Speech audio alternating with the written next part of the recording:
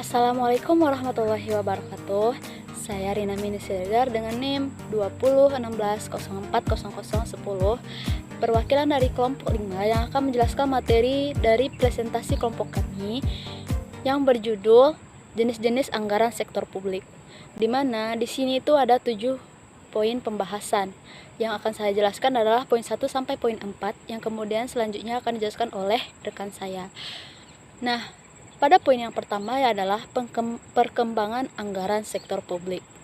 Nah, sebagai sebuah sistem penganggaran dalam suatu sektor publik, tentunya anggaran sektor publik itu selalu mengalami perkembangan dari tahun atau dari periode ke periode selanjutnya, di mana perkembangan dari anggaran sektor publik ini itu sesuai atau disesuaikan dengan perkembangan teknologi, tuntutan dari masyarakat, dan kebutuhan dari suatu pemerintahan ataupun rakyatnya. Nah, ada 2 pendekatan dalam perkembangan anggaran sektor publik ini. Yang pertama yaitu pendekatan anggaran tradisional atau konvensional. Yang kedua, pendekatan anggaran yang dikenal dengan sekarang namanya adalah New Public Management atau yang disingkat dengan NPM. Nah, selanjutnya kita masuk pada poin yang kedua, yaitu pembahasan mengenai pendekatan anggaran yang telah disebutkan tadi, di mana pembahasan anggaran yang pertama yaitu adalah anggaran tradisional. Nah, anggaran tradisional ini merupakan sebuah sistem pendekatan anggaran yang lebih banyak digunakan dalam negara berkembang pada saat dewasa ini. Kenapa? Karena sistem anggaran dengan pendekatan anggaran tradisional ini itu lebih mudah dan lebih sederhana daripada sistem lainnya, di mana dalam sistem anggaran tradisional ini ada 2 ciri khas utamanya. Yang pertama yaitu ciri khasnya yaitu adalah pendekatan inkremental. Nah, pendekatan inkremental ini merupakan pendekatan yang memiliki penekanan dan tujuan utamanya yaitu pengawasan terhadap pertanggungjawaban yang terpusat. Di mana anggaran tradisional yang bersifat inkremental ini hanya menambah maupun mengurangi jumlah rupiah pada item-item anggaran yang sudah ada sebelumnya dengan menggunakan data tahun sebelumnya, yang artinya pada anggaran tradisional bersifat inkremental ini, mereka mengambil data dari tahun sebelumnya, kemudian melihat sisa dana atau anggaran yang pada ada tahun sebelum tersebut. Jika ada berlebih, maka akan dikurangkan untuk tahun sebelumnya, dan jika ada berkurang ataupun kurang dana, kurang anggaran, maka akan ditambah pada tahun anggaran selanjutnya. Nah,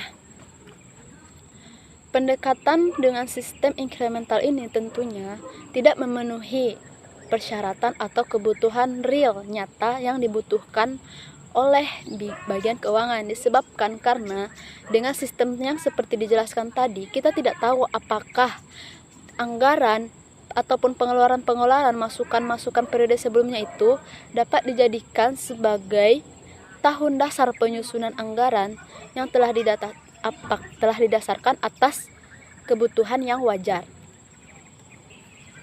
Di mana masalah utama dari anggaran tradisional ini karena tidak adanya perhatian terhadap konsep value for money, konsep ekonomi, efisiensi, dan efektivitas yang seringkali diabaikan atau tidak diperhatikan dalam anggaran yang bersifat tradisional. Nah, di mana anggaran tradisional yang bersifat inkremental ini tidak peduli dengan beberapa pertanyaan yang seharusnya diutamakan dalam konsep pelayanan publik, di mana pertanyaan yang sering terabaikan yaitu adalah apakah pelayanan publik yang dibiayai dengan anggaran dari pemerintah itu telah sesuai atau telah dilaksanakan sesuai dengan kebutuhan masyarakat. Yang kedua, apakah pelayanan publik yang telah dianggarkan tersebut telah terdistribusi atau telah menyeluruh kepada seluruh masyarakat atau belum.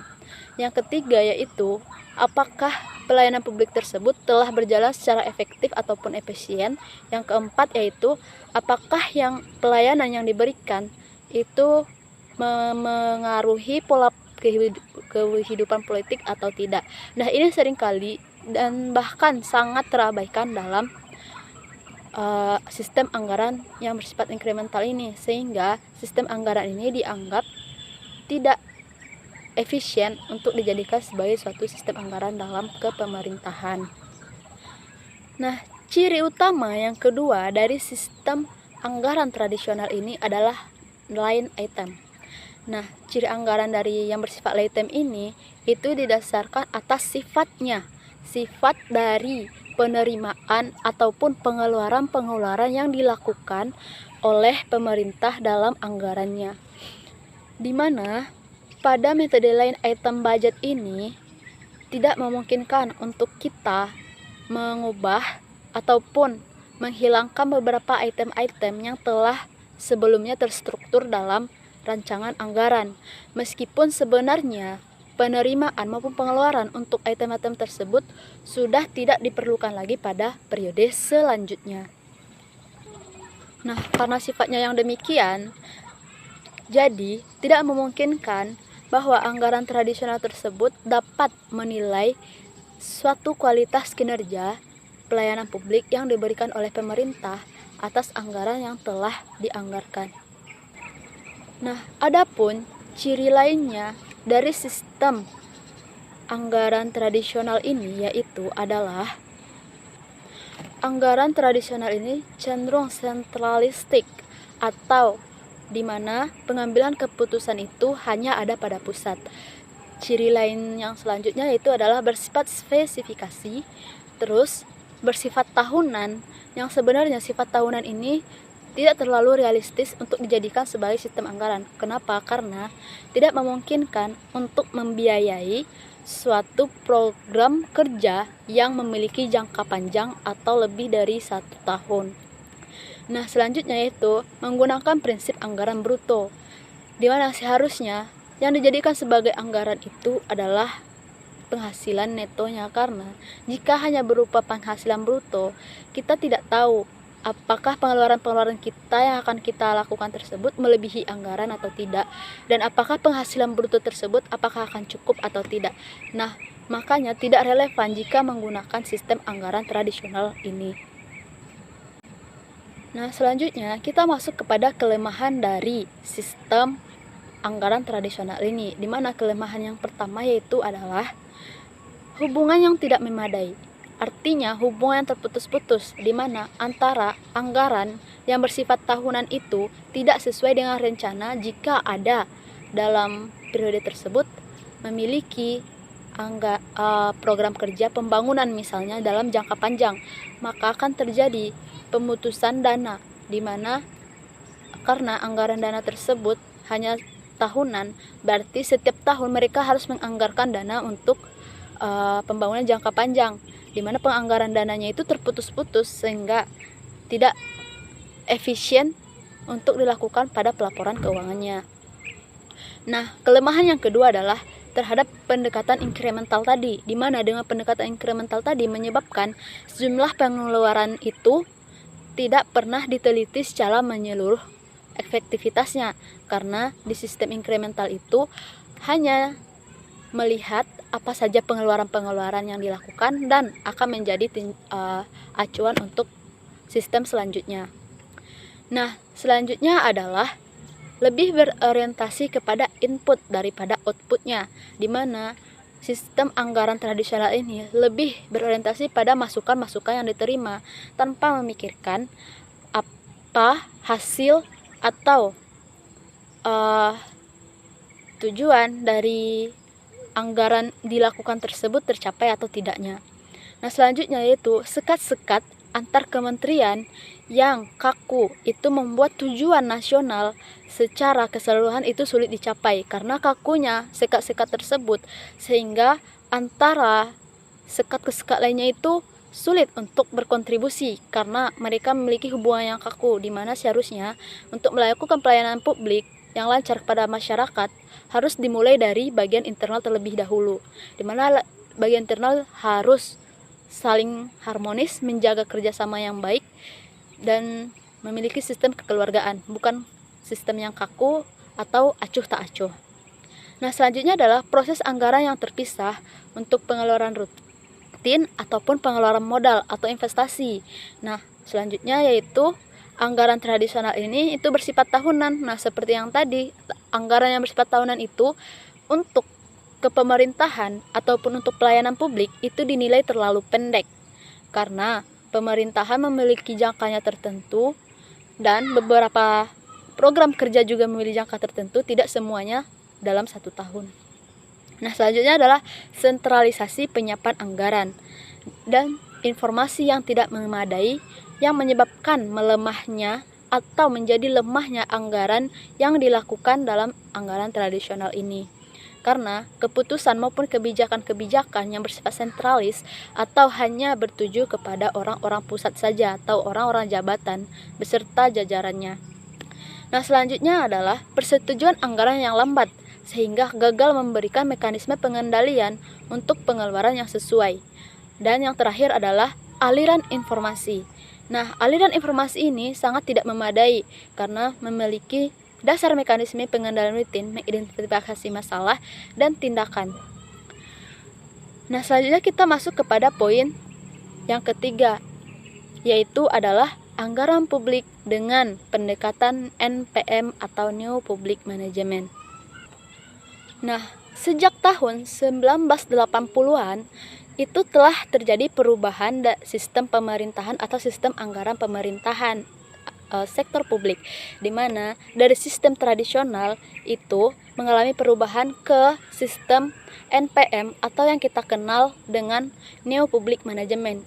Pada era New Public Management ini, sistem anggaran tradisional yang bersifat kaku, birokratis, dan hierarki itu menjadi model manajemen sektor publik yang fleksibel dan lebih mengakomodasi terhadap pasar.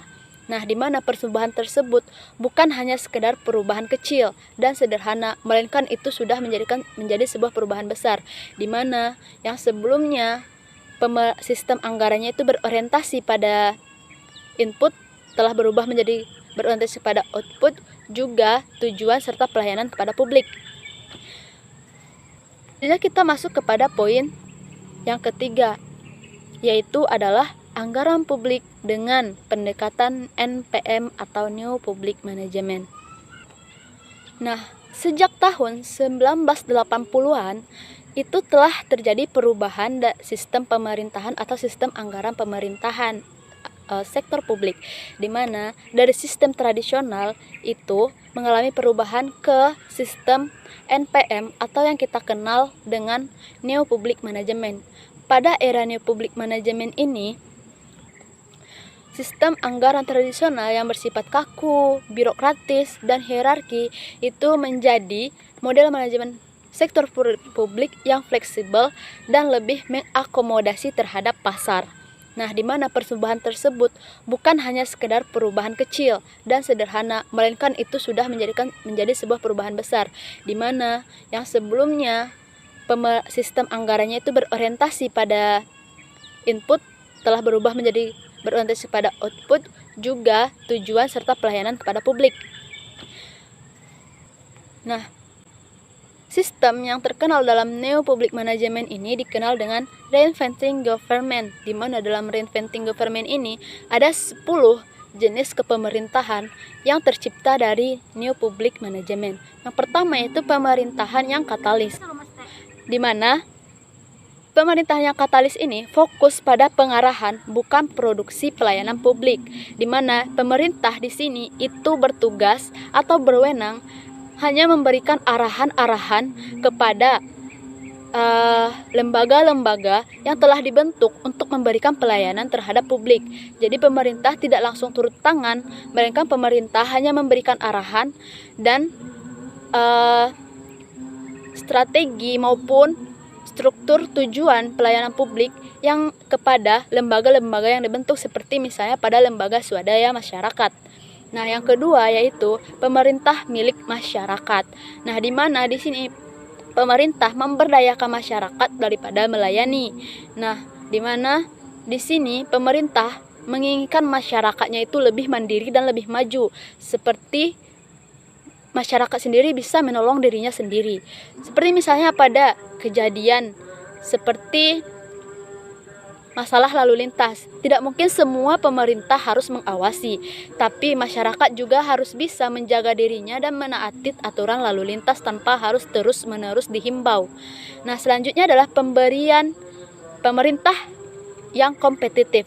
Nah, di mana di sini pemerintah menyuntikkan semangat untuk berkompetisi terhadap masyarakatnya, serta semangat kompetisi dalam pemberian pelayanan publik.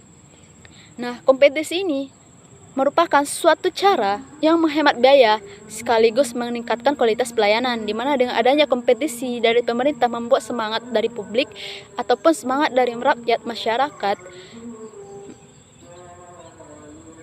itu bisa dijadikan sebagai acuan untuk menambah penghasilan negara ataupun penghasilan pemerintah. Misalnya seperti pemerintahan yang menyediakan pelayanan pos negara. Jadi masyarakat yang memiliki kemungkinan keluarga yang jauh ingin mengirim paket atau apa, nah bisa melakukan pengiriman melalui pos tersebut, di mana dengan pos tersebut biaya ongkos kirim akan masuk kepada rekening atau keuangan pemerintahan. Nah, yang keempat adalah pemerintah yang digerakkan oleh misi, di mana di sini pemerintah berperan mengubah organisasi yang digerakkan oleh peraturan menjadi organisasi yang digerakkan oleh misi, di mana tujuan dari organisasi ini harus jelas sehingga organisasi tersebut dapat bergerak dan dapat beraktivitas sesuai misi ataupun tujuan-tujuan yang telah dibentuk, bukan hanya bergerak pada peraturan-peraturan yang ada.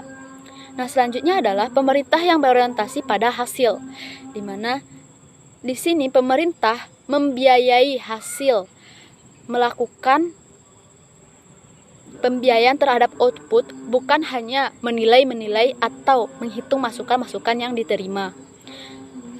Nah, selanjutnya adalah pemerintah yang berorientasi pada pelanggan. Nah, pada sebelumnya di anggaran tradisional itu pemerintah menganggap bahwa pelanggannya adalah pihak DPR, DPRD, sehingga akibatnya pelanggan yang seharusnya itu terabaikan.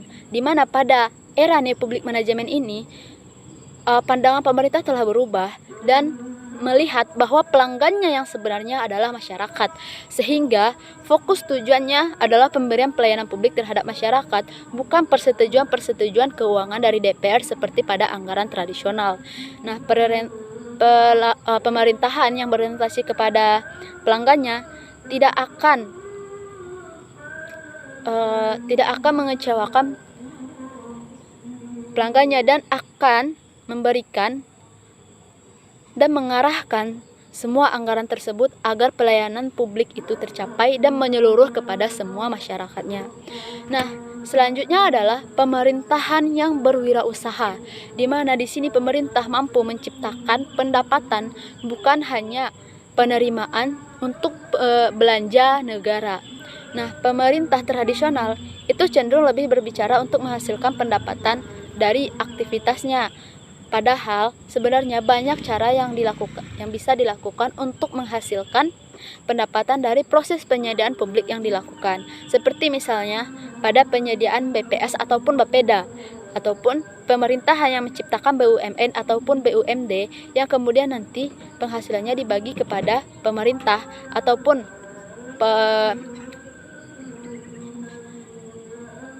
himbauan terhadap pajak. Nah, yang selanjutnya adalah pemerintah yang antisipatif, di mana di sini pemerintah lebih memiliki upaya untuk mencegah daripada mengobati, di mana pada anggaran tradisional itu pemerintah lebih ke mengobati daripada melakukan pencegahan. Seperti misalnya di mana ada bencana, di situ pemerintah baru bergerak. Nah, sementara dalam era New Public Management ini, pemerintah lebih ke mencegah sebelum adanya bencana tersebut, di mana dari jauh-jauh sebelumnya pemerintah telah melakukan siaga ataupun telah melakukan pembentukan tim penyelamatan atau tim SAR sebelum adanya bencana, sehingga di sini masyarakat bisa merasa aman ketika misalnya ada ancang-ancang akan ada suatu bencana yang terjadi. Nah, selanjutnya adalah pemerintahan desentralisasi. Nah, di mana di sini kepemerintahan dari yang hierarkis itu menuju partisipatif dan memiliki tim kerja. Nah, di mana pada anggaran tradisional sebelumnya, pemerintah itu bersifat sentralis, di mana pengambilan keputusan ataupun segala hal mengenai kebijakan-kebijakan itu hanya berasal dari pusat beserta komando-komandonya, tanpa memberikan sedikit gambaran terhadap masyarakat. Namun, dalam era New Public Management ini, pemerintah itu sudah bersifat desentralisasi, yakni terbuka dan transparan terhadap publik, sehingga publik tahu bagaimana anggaran yang dilakukan oleh pemerintah, kemana saja dibelanjakan, dan pelayanan publik juga menjadi lebih mudah untuk dilakukan. Karena pada anggaran tradisional sebelumnya, itu teknologi belum maju. Itu adalah hal pertamanya. Sehingga untuk melakukan kabar atau saling mengabari mengenai kesepakatan atas anggaran itu menjadi sulit. Oleh karena itu, pada anggaran tradisional, keputusan itu lebih ke diambil dari pusat ataupun komando-komandonya. Nah, sementara pada New Public Management itu teknologi sudah maju sehingga lebih memudahkan untuk melakukan musyawarah ataupun melakukan voting pengambilan keputusan, dan juga untuk melakukan men-sharing informasi bersamaan kepada masyarakatnya. Yang selanjutnya adalah ataupun yang terakhir ini adalah pemerintah yang berorientasi pada mekanisme pasar, di mana sebelumnya pada pemerintah ini ada dua mekanisme. Yang pertama adalah mekanisme administratif dan yang kedua adalah mekanisme pasar. Nah, pada anggaran tradisional sebelumnya itu menggunakan mekanisme administratif. Nah, di mana pada anggaran tradisional yang menggunakan mekanisme administratif tersebut itu pemerintah melakukan perintah dan menyuruh orang untuk bergerak dari aktivitas yang telah ditentukan, sehingga karena diperintah-perintah kemungkinan akan menjadikan seseorang itu arogan dan pelayanan publik tidak tercapai seutuhnya. Sementara pada New Public Management, pemerintah menggunakan mekanisme pasar, di mana di sana pemerintah tidak memerintah ataupun mengawasi, tetapi mengembangkan aktivitas yang ada dengan misalnya memberikan insentif, sehingga tidak ada terjadi kecurangan pada lembaga-lembaga yang telah diatur untuk melakukan sebuah pelayanan publik. Nah, materi terakhir yang akan saya bahas yaitu adalah perubahan pendekatan anggaran. Nah, di mana dengan terciptanya sistem anggaran yang baru yang dikenal dengan New Public Management ini, itu mendorong usaha untuk mengembangkan pendekatan yang lebih sistematis dalam perencanaan dan pengendalian anggaran. Nah, seiring dengan perkembangannya tersebut, muncul beberapa teknik-teknik penganggaran sektor publik dari era New Management Publik ini, di mana pendekatan yang pertama yaitu adalah Zero Based Budgeting atau yang disingkat dengan ZEE. Nah, yang kedua yaitu Planning, Programming, and Budgeting System atau yang disingkat dengan BPPBS. Nah, di mana dari kedua pendekatan baru ini memiliki karakteristik umumnya, yaitu yang pertama adalah komprehensif atau komparatif, yang kedua terintegrasi dan lintas departemen, di mana dari departemen satunya ke departemen satunya lagi itu memiliki hubungan atau tujuan masing-masing. Nah, yang ketiga adalah proses pengambilan keputusan yang rasional, karena keputusan yang diambil itu telah dimusyawarahkan bersama dan telah diketahui oleh masyarakat dan diambil berdasarkan kebutuhan pelayanan publik untuk masyarakat. Nah, yang keempat adalah berjangka panjang, tidak seperti pada anggaran tradisional yang bersifat tahunan. Pada New Public Management ini atau pada Zero Based Budgeting maupun Programming ini, jangka dari anggaran sektor publik itu memiliki sifat jangka panjang sesuai dengan sistem kepemerintahan. Jika misalnya 5 tahun, maka akan dibuat anggaran untuk 5 tahun tersebut. Nah, yang kelima adalah spesifikasi tujuan dan pemeringkatan prioritas. Nah, di mana di sini dilakukan pemeringkatan terhadap prioritas yang lebih diutamakan terlebih dahulu, di mana kebutuhan yang harus diprioritaskan terlebih dahulu diatur dengan sedemikian rupa agar semua tujuan tercapai dan semua pelayanan publik itu terdistribusi secara merata. Nah, yang keenam adalah analisis total cost dan benefit, termasuk opportunity cost, di mana di dalam sistem anggarannya, New Public Management ini melakukan analisis dari total biaya ataupun manfaat serta peluang-peluang dari biaya tersebut dikemanakan saja.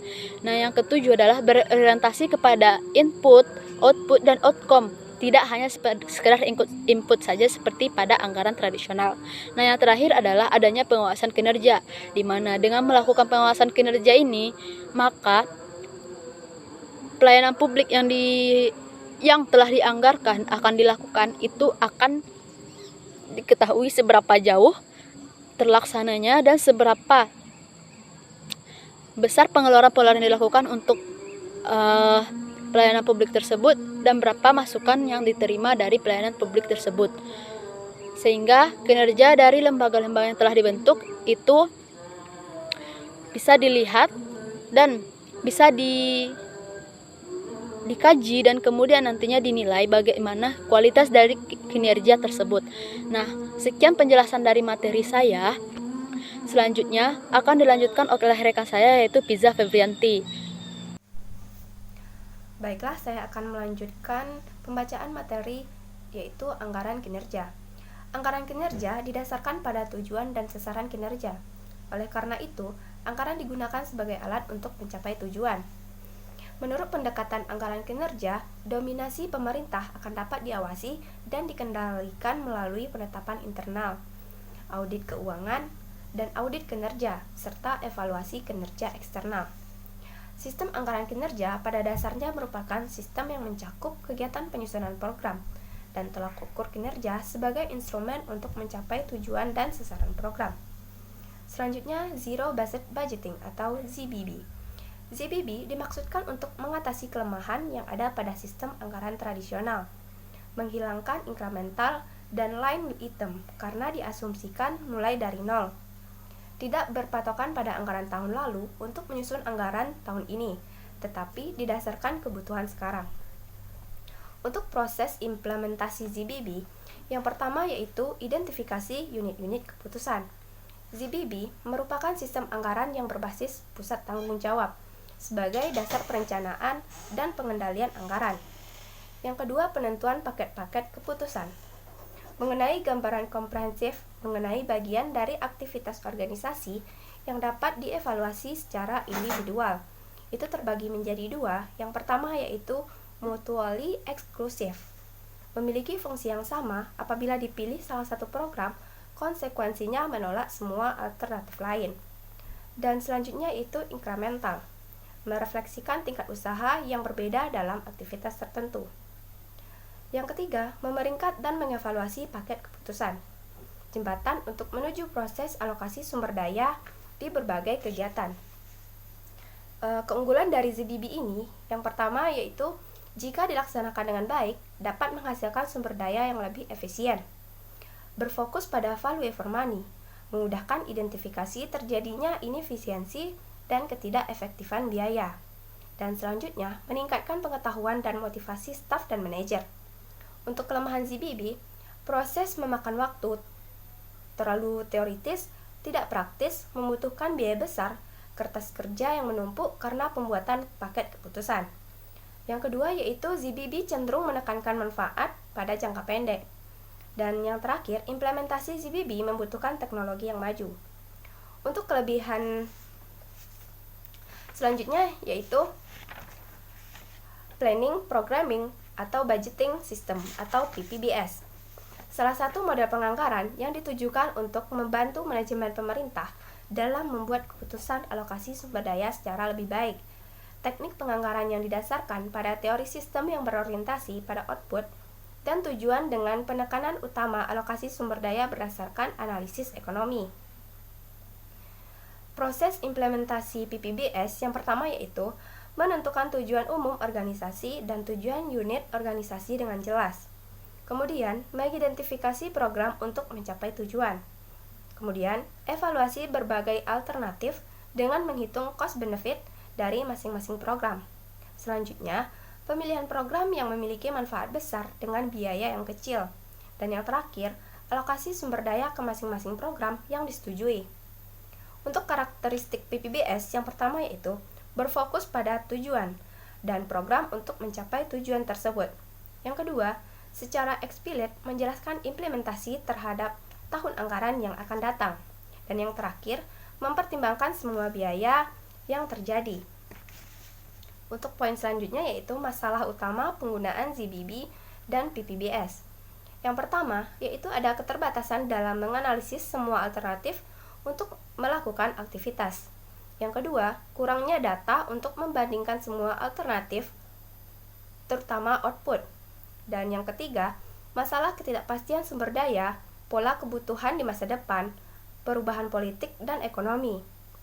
Dan yang terakhir, pelaksanaan teknik tersebut menimbulkan beban pekerjaan yang sangat berat.